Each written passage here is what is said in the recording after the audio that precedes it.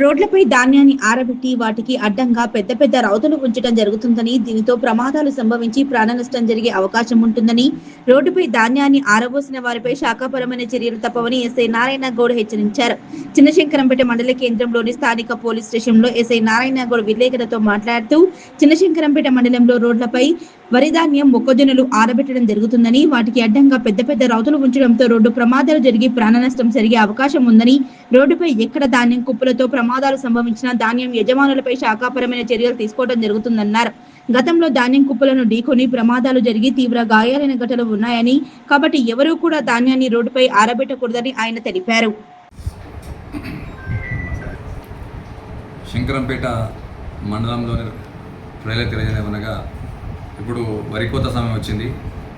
ఈ సమయంలో చాలామంది వరి కోసి వడ్లను ఆరబెట్టడం కోసం రోడ్లపైన రోడ్డుకు అడ్డంగా ధాన్యాన్ని ఆరబోస్తున్నారు. అదే సమయంలో పెద్ద పెద్ద రౌతులు రోడ్డుకు అడ్డంగా పెడుతున్నారు. దీనివల్ల చాలా రోడ్డు ప్రమాదం జరిగి ప్రాణాలు కోసే పరిస్థితి వస్తుంది. గతంలో కూడా మన దగ్గర ఈ విధంగా వరి కుప్పల కారణంగా యాక్సిడెంట్లు జరిగి దెబ్బలు తాకి చాలా కేసులు నమోదు చేయడం జరిగింది.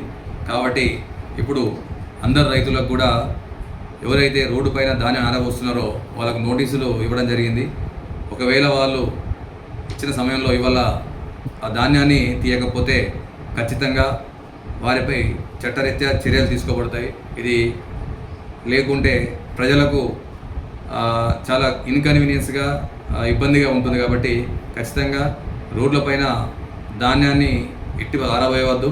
ఆరబోసిన వారు ఖచ్చితంగా తీసేయాలని తెలియజేయడం జరుగుతుంది. అదేవిధంగా ఏ రైతు వరి కుప్ప కారణంగా యాక్సిడెంట్ జరిగిందని ఏదైనా రైతు